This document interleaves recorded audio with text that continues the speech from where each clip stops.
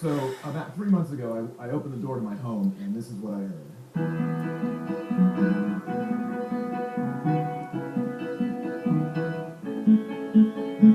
Now I got to tell you, I was a little bit surprised because the only person in my house who plays piano is my daughter Tess, and she's been basically playing the same dozen songs for the last 4 years.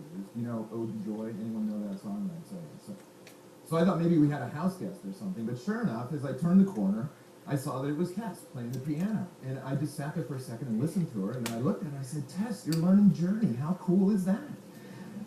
And she turned to me and she kind of smiled, and then she looked to the end of the piano where I noticed that she had taken my computer, my laptop, and loaded up a YouTube video by someone who I had no idea who he was, but who was teaching her how to play Don't Stop Believin' by Journey, and that she had actually also downloaded the sheet music illegally. We had a little conversation about copyright later that day. But it was great. All in all, I was pretty happy. Here was my child taking the initiative to learn something that she wanted to learn without anybody telling her to do that. And for the next couple of days, she was practicing and practicing. And sure enough, her piano teacher came later in the week, and when she came in, I said, "Jen, guess what? You're not going to believe this. Tess is learning Journey." And Jen looked at me. She goes, "She's what?" I said, "She's learning Journey. She's learning Don't Stop Believin', and she sounds great. She's been practicing. I'm so proud of her." And she goes, "Well, she can't do that. She's not ready to play Journey." Second story I want to tell you really fast is a story about a 17-year-old young man from Ontario. His name is Mark Claxton. And this is a video, the sound is down, but this is a video that Mark just posted to his blog a couple weeks ago. He's a cinematographer, and you can see by watching this, he's got a great eye. He's a talented kid, 17 years old to be doing this, right? Here's the interesting thing about Mark. He's not spent 1 minute in a traditional classroom learning how to do any of this. He has apprenticed a little bit with some professionals around Toronto, but for the most part, how Mark has learned to do this is through the interactions and the connections that he has online with other people from around the world who love cinema, who do film, and who interact with him in ways that teach him a lot about his craft. This is his blog. He actually did some stuff for NFL Films last year, right? And he's got a great blog where he reflects on the work that he's doing, and he gets comments back from people all the time. This is his Vimeo site, where you can see he's pretty connected. He's got lots of videos up there. And I love showing this little snip because these are Mark's teachers. These are the people who he is engaged with on a regular basis. And all of these people pretty much are strangers to Mark. Now, here's the deal. I actually had a chance to interview Mark a couple months ago for a book that we were finishing up. And I asked him, I said, "So what does this network stuff mean to you, Mark?" And he said, and this is a little bit of a long quote, but basically, I love the part where he says, "Those connections make it possible for me to gain a bigger audience, which means more feedback and more learning. A lot more people are finding me now." And I gotta tell you, I think this is just the coolest moment to be a learner right now, isn't it? It's very different from the moment that most of us had when we were growing up. We didn't share this moment, but in this moment, our kids can learn pretty much whatever they want, whenever they want. And it is a big shift that I think as educators we have to begin to understand.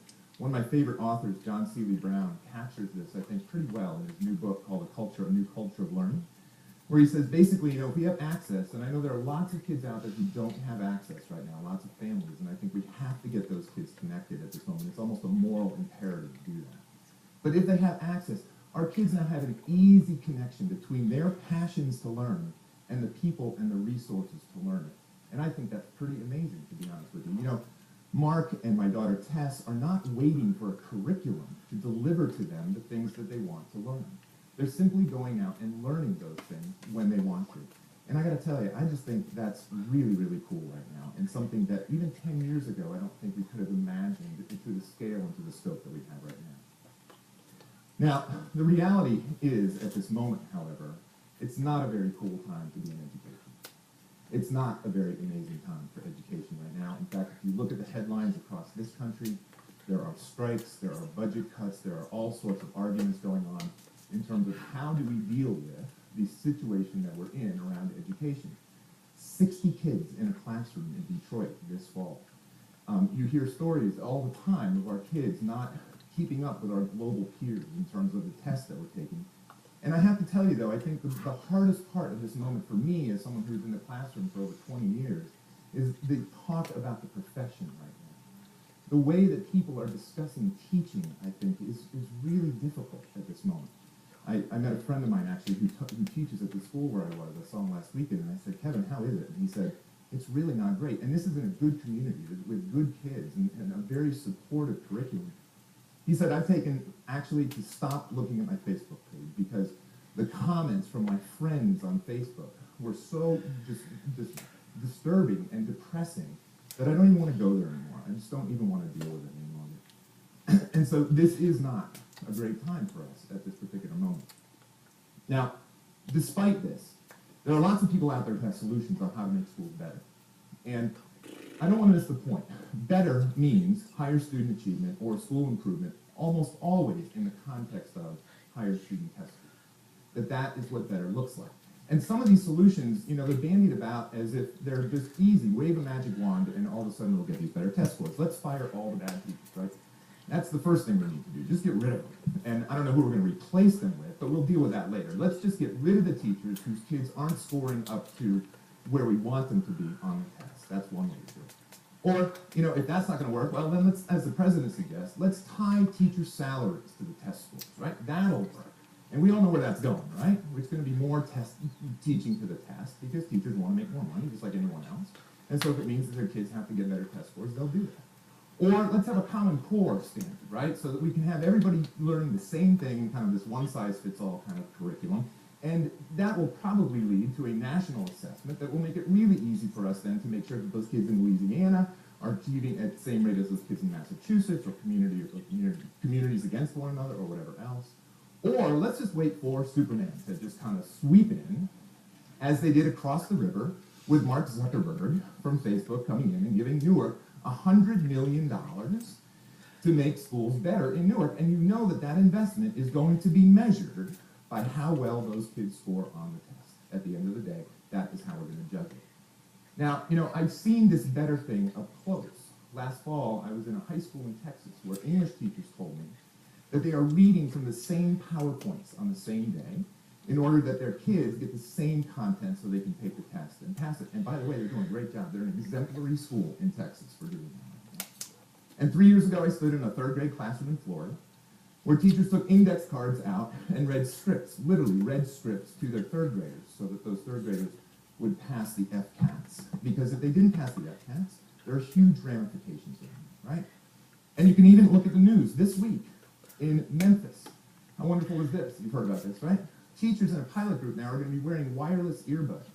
And they're going to be coached from other observers in the back of the room, almost NFL style.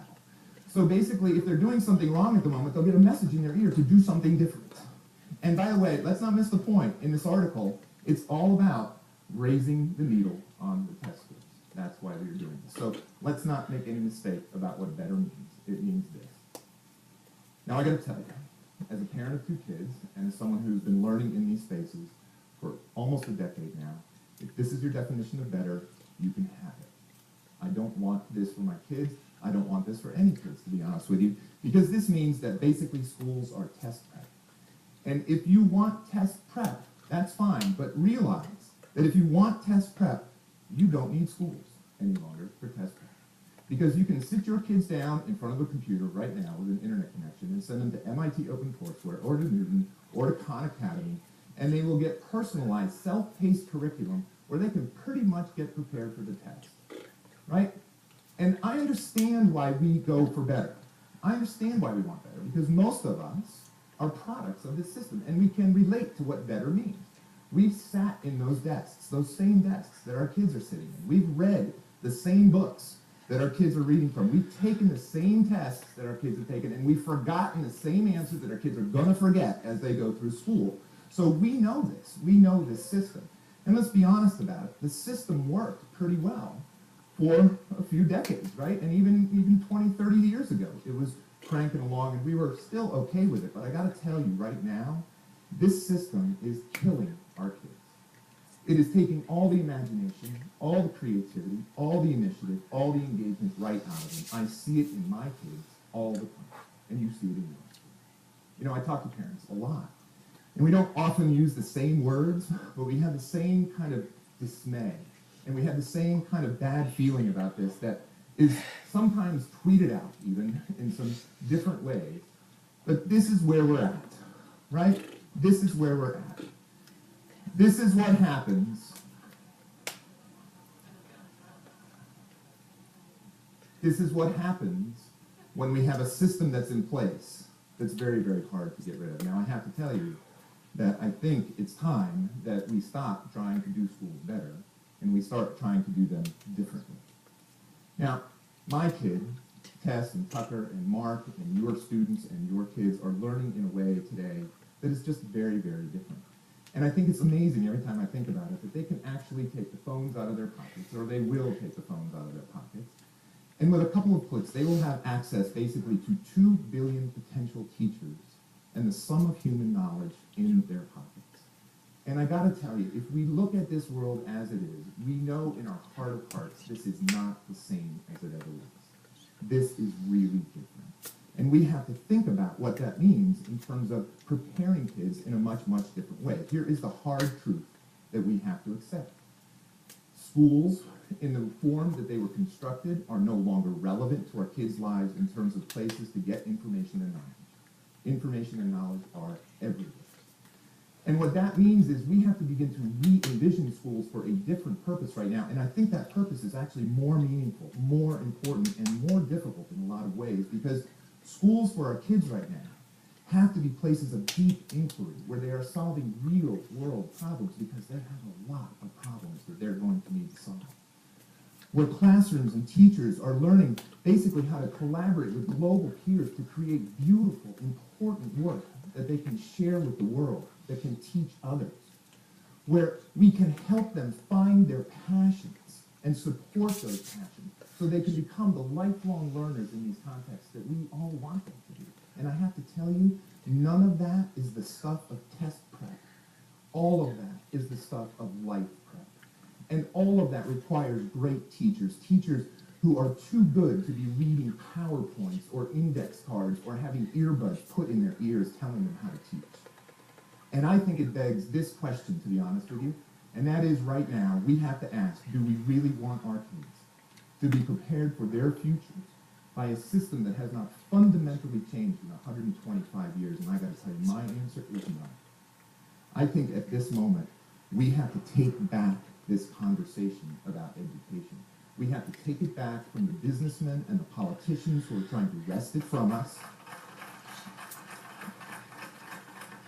And we have to scream, literally scream to whoever will listen, that test prep and learning are two very different things, and that one is being lost at the expense of the other right now. And that is just not acceptable for our kids. We each have a role in this, every one of us. We have to see the world differently right now. We have to see it for the connections and the networks that are possible. And each of us has to be willing, I think, at this moment to re-examine our own learning in these contexts. Because here's the good news, right? Those easy connections that our kids have to the people and the resources that they need to learn about whatever it is they're passionate to learn, we have those too. Those are our connections as well, if we want to take advantage of them. And I think that's an amazing opportunity, and I think we have to seize that moment right now.